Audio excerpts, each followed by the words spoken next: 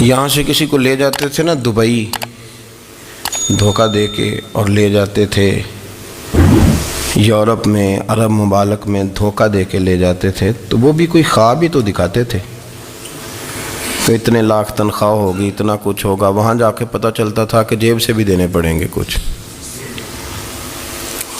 بہت سارے لوگ ایسے ہوتے ہیں، وہ سارے خوبصورتی کے نام پر ہی دھوکہ دیتے ہیں۔ آپ کو پتہ ہے کہ جو آدمی کسی کو لالچ دیتا ہے تو کسی کو لوٹنے کے لیے اسے لالچ دینا بڑا ضروری ہوتا ہے۔ لوگ پہلے لالچ دیتے ہیں پھر لوٹتے ہیں، پہلے مکمل لالچ دیتے ہیں، یہ چیز مل جائے گی، یہ چیز مل جائے گی۔ لوگ مکمل لالچ دیتے ہیں، اس کے بعد پھر لوٹتے ہیں۔ اور اگر لالچ نہ دیں تو کوئی آدمی قابو آئے گا؟ لوگ لوٹتے ہیں لالچ دے کر۔ اچھا، اب وہ جو جس کو لالچ دیا جا رہا ہوتا ہے وہ کہہ رہا ہوتا ہے کہ نہیں نہیں تمہیں نہیں پتا، وہ اس وقت ماننے کو تیار نہیں ہوتا۔ وہ کہتا ہے اتنی خوبصورت باتیں کر رہا ہے، اتنی اچھے پیغام دے رہا ہے، تم میرے دشمن ہو، تم مجھے منع کر رہے ہو۔ ہوش تب آتی ہے کہ جب سب کچھ لٹ جاتا ہے۔ عورت کو ویسے بھی قابو کرنا بڑا آسان ہوتا ہے۔ اعلیٰ حضرت بریلوی رحمۃ اللہ علیہ فرماتے ہیں بیٹیاں نازک شیشیاں ہوتی ہیں، ان کو تو ذرا سی چوٹ لگے تو ٹوٹ جاتی ہیں۔ دیکھیں کتنا بڑا جملہ کہا بریلی کے امام، نازک شیشیاں ہیں۔ ذرا کوئی آدمی گمراہ کرتا ہے، ذرا خراب کرتا ہے۔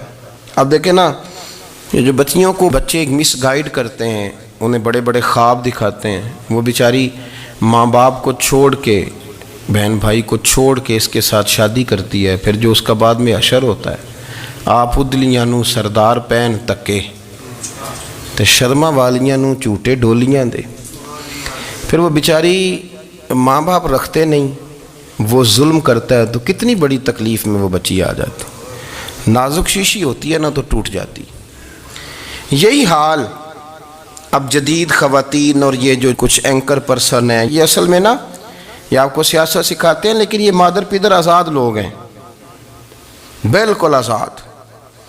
یہ تو علماء شور نہ کریں، بات نہ کریں، گفتگو نہ کریں، مشائخ بات نہ کریں، اور یہ جو کچھ سنجیدہ اور دینی طبقہ ہے یہ کچھ شور نہ کرے، یہ تو روڈوں پہ ننگے ہو کے آ جائیں معاذ اللہ۔ خوفناک نظریہ رکھتے ہیں یہ لوگ۔ عورت کو کہتے ہیں تیرے حقوق ہم تجھے لے کے دیں گے۔ مثلاً وہ کون سا حق ہے جو تم نے لے کے دینا ہے؟ میرے نبی کریم صلی اللہ علیہ وسلم اس کو بیٹی بھی بنایا ہے، اس کو بہن بھی بنایا ہے، اس کو ماں بھی بنایا ہے، اسے بیوی کا عالی شان رتبہ بھی عطا فرمایا ہے۔ اور چونکہ بیٹی کا بھی حق بڑا بیان کیا جاتا ہے، بہن کا بھی، ماں کا بھی، اور بیوی کے معاملے میں لوگ سمجھتے ہیں کہ زیادہ بات نہیں کرنی چاہیے، شاید مسئلہ خراب ہو جائے۔ حالانکہ نبی پاک صلی اللہ تعالیٰ علیہ وسلم نے بیوی کے بارے میں پتہ کیا فرمایا؟ فرمایا جب تم نکاح کر لیتے ہو تو اپنا ایمان محفوظ کر لیتے ہو۔ اب میں اس کی شرح نہیں کرتا، اب خود کر لیجئے گا کہ وہ ایک ایسی شخصیت ہوتی ہے کہ جس کی موجودگی میں آپ کا ایمان محفوظ ہے۔ اب میں نہیں سمجھتا کہ اس سے بڑی بات کوئی اور ہو سکتی ہے، جس کی موجودگی میں آپ کا ایمان، اور بھئی یہ حدیث پاک عرض کر رہا ہوں، نکاح جب کوئی کر لے تو اس نے اپنا ایمان مکمل کر لیا۔ اس کا معنی یہ ہوا کہ آپ کا ایمان محفوظ ہے اس کی موجودگی میں۔ تو اس سے زیادہ بھی، یعنی ایمان سب سے قیمتی چیز ہے نا، تو اس کے محفوظ ہونے کی وجہ حضور نے نکاح بیان کر دی۔ تو اب میرا خیال ہے بی بی اگر کوئی اس سے بڑا حقوق مانگے گی تو بیوقوفی کرے گی۔ اتنا بڑا درجہ نبی کریم نے اسے عطا کر دیا، اتنا بڑا مقام دے دیا کہ تو خامند کے ایمان کے محفوظ ہونے کا ذریعہ بن گئی ہے۔ عورت کو جو حقوق رسول کریم صلی اللہ تعالیٰ علیہ وسلم نے عطا فرمائے، نبی پاک نے جو حقوق دیے، دیکھیں نا، حضرت عبداللہ ابن عمر رضی اللہ تعالیٰ عنہ کی اہلیہ بیمار تھی، تو جلدی جلدی سے وہ آئے، تو جب بہت جلدی ہو، سفر بڑا شدید تھا، تو آپ نے جلدی سے نماز ادا کی، جلدی سے چلے۔ آپ کے خادم کہنے لگے حضور خیریت ہے؟ فرمایا میری بیوی بیمار ہے۔ تو اس نے عرض کی حضور آپ کی اہلیہ بیمار ہے، تو آپ نے نماز بھی جلدی سے پڑھی، سفر بھی جلدی جلدی کیا۔ تو فرمانے لگے یہ وہ چیزیں ہیں جو ہمیں مدینے والے رسول نے سکھائی۔ آپ اس کیفیات کو سمجھیں کہ حضور صلی اللہ علیہ وسلم نے درس دیا۔ اور پھر ایک اور بہت بڑی بات، یہ فضیلت کسی اور کو نہیں دی، جو عورت کو حضور نے فضیلت دی، یہ فضیلت کسی اور کو نہیں دی. کبھی حضور نے فرمایا ہے کہ تمہارا ابا تمہارے ساتھ بہت سخت رویہ کرے تو تم نے اس کو اس سختی پر داد دینی ہے؟ فرمایا چلو اگر وہ زیادتی بھی کرے تو تم نے اس کے ساتھ سلوک اچھا ہی کرنا ہے. لیکن آپ ایک بات کو سمجھے نا کہ بچے کے بارے میں، بیٹے کے بارے میں، بیٹی کے بارے میں فرمایا 10 سال کے ہو کے نماز نہ پڑھیں تو سختی کرو، تمہارا ڈنڈا بھی لٹکنا چاہیے. بہت ساری جگہوں پہ بہت سارے لوگوں کے لیے سختی کا حکم دیا، لیکن عورت کے لیے حضور نے جو جملے کہے، اصل میں ہم سمجھتے ہیں کہ یہ ایک بات ہے، مشہور ہو گئی ہے روایت حدیث، تو بس اس کے پس منظر پر اور جملوں کے حسن پر شاید معاذ اللہ غور کرنے کی ضرورت نہیں. ذرا اس لفظ کی تاثیر پر غور کریں. حضور نے فرمایا عورت ٹیڑھی پسلی سے پیدا کی گئی ہے، یہ ٹیڑھی ہے، اس کو سیدھا کرنے کی کوشش کرو گے تو ٹوٹ جائے گی. تو حضور پھر ہمارے لیے حکم کیا ہے؟ فرمایا جیسی ہے تم اسی کے ساتھ نبھا کرو. آپ سمجھیں کہ اتنا محفوظ حضور نے درجہ دے دیا بی بی کو، اتنا محفوظ کہ فرمایا غلطی بھی ہو تو میرے غلاموں تم اس کے ساتھ نبھا کرو، گزارا کر لو. کو کیا اور حق چاہیے عورت کو جس کو اس کی غلطیوں سمیت نبی پاک نے قبول کرنے کا حکم دے دی کہ اس کی کمزوریوں سمیت قبول کر لو. اب اس کو اور کیا، کوئی کمزوریوں سمیت قبول کرتا ہے؟ کبھی آپ دکان پہ بیٹھے ہو تو آپ کہیں بھی اس میں یہ بھی غلطی، میرے مال میں یہ بھی کمزوری ہے، یہ بھی کمزوری ہے، یہ بھی کمزوری ہے، تو کر لے قبول. کرتا ہے کوئی؟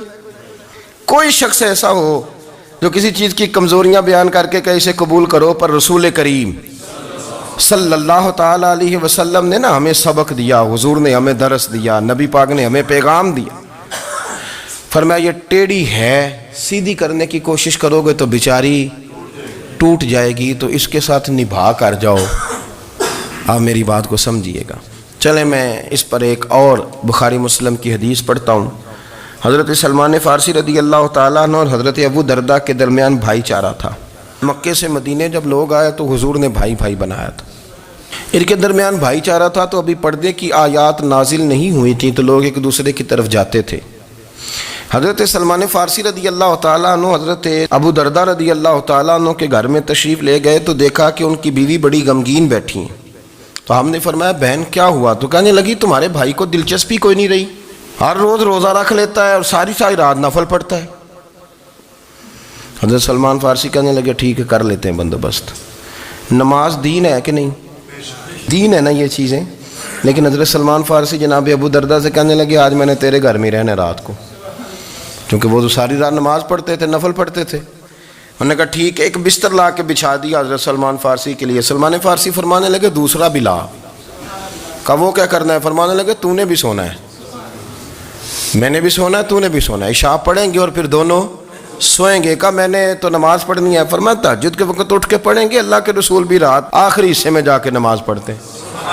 ادھر ساتھ سلا لیا. وہ تھوڑی کو دیر سوئے، اب عادت تھی ساری رات اٹھنے کی، ذرا اٹھنے لگے بستر سے تو حضرت سلمان فارسی فرمایا چپ کر کے سو جا، وہ بڑی رات پڑی ہوئی، چپ کر کے سو جا. وہ لیٹ گئے، پھر اٹھنے لگے تو فرمایا سو جا چپ کر کے، بڑا ٹائم ہے. سحری کے وقت اٹھے، نفل پڑھے. ان کا ارادہ تھا روزہ رکھنے کا، تو فرمانے لگے کل رکھا تھا نا نفلی روزہ؟ جی رکھا تھا. پرسوں بھی رکھا تھا، ترسوں بھی رکھا تھا.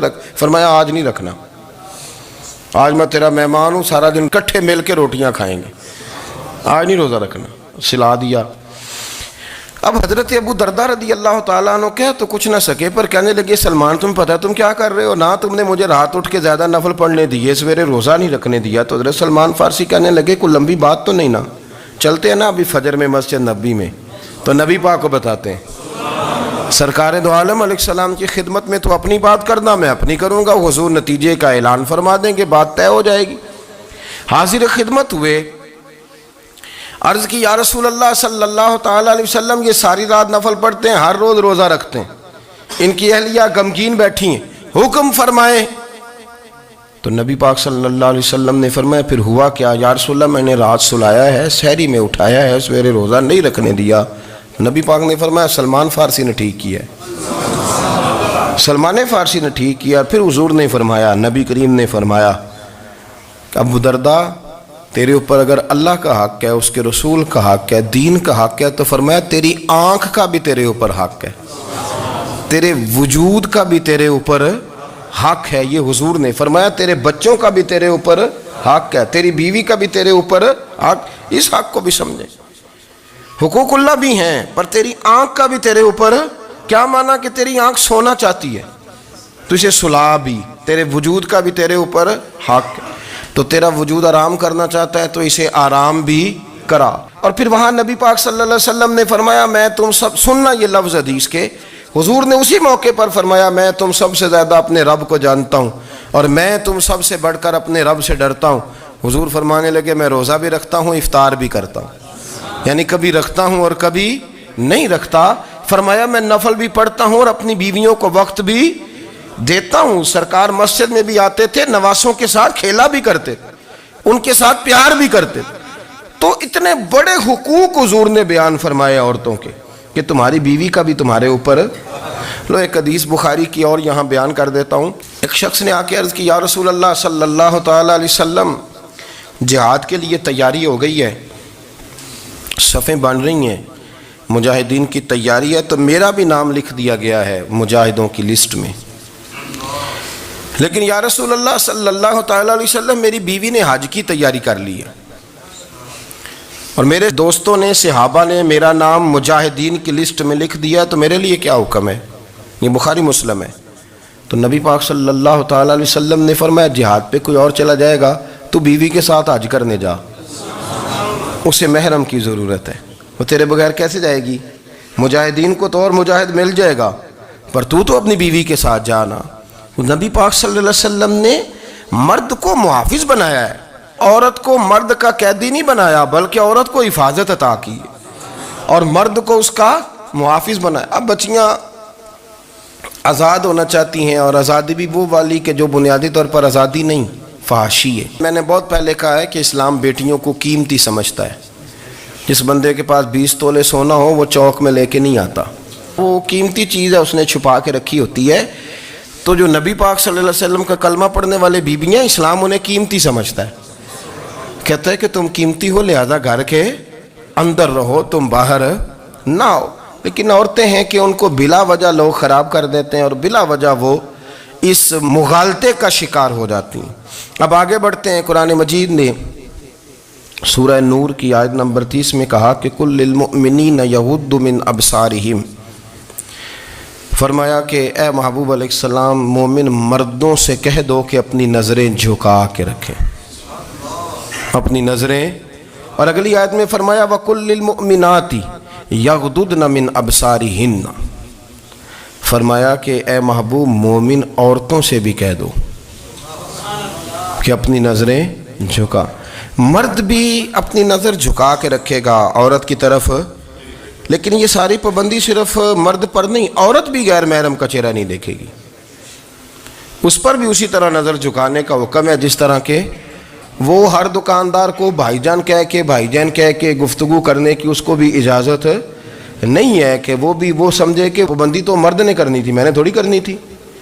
وہ جس کے پاس جائے, جہاں بھی جائے, ڈاکٹر کے پاس جائے, باہر جائے, تو وہ جس طرح مرضی اس کا دل چاہے وہ بات چیت کرے, اس کی عورت کو بھی اجازت اسلام نہیں دیتا. بنیادی طور پہ اسلام شرم و حیا کا دین ہے, حیا کی بات کرتا ہے. حیا کی جب ہم تعریف کرتے ہیں تو حیا کی تعریف یہ ہے کہ کوئی کبھی چیز دیکھ کے نا تو آپ کی طبیعت میں کراہت محسوس ہو, آپ کوئی غلط جملہ منہ سے نکالتے ہوئے ذرا جھجکیں, آپ کوئی غلط بات کرتے ہوئے تھوڑا بوجھ محسوس کریں. ہمارے ہاں تیزی سے فروغ پایا ہے بے حیائی نے. سنگیوں کی محفلیں, یاروں کی محفلیں, اس میں غلیظ گفتگو ہوتی ہے الا ماشاء. جن دوستوں کو بڑی پاک صاف گفتگو کرنی چاہیے. دوستی کا رشتہ بڑا مقدس رشتہ ہے, جو یہاں ایک دوسرے سے پیار کریں گے جنت میں بھی اکٹھے داخل کیے جائیں گے. شرط یہ ہے کہ پیار اللہ رسول کی رضا کے لیے ہو, لیکن اس کے اندر اگر آپ کی گفتگو کچی ہو, کمزور ہو, فحاشی والی ہو, عریانی والی ہو. ہمارے ہاں تو اب اس کو لوگ فیشن سمجھتے ہیں, اس کو مردانگی کی علامت سمجھتے ہیں کہ وہ جی ساری باتیں جی وہاں ہو گئیں, اور جس کا جو جی چاہا اس نے کہا.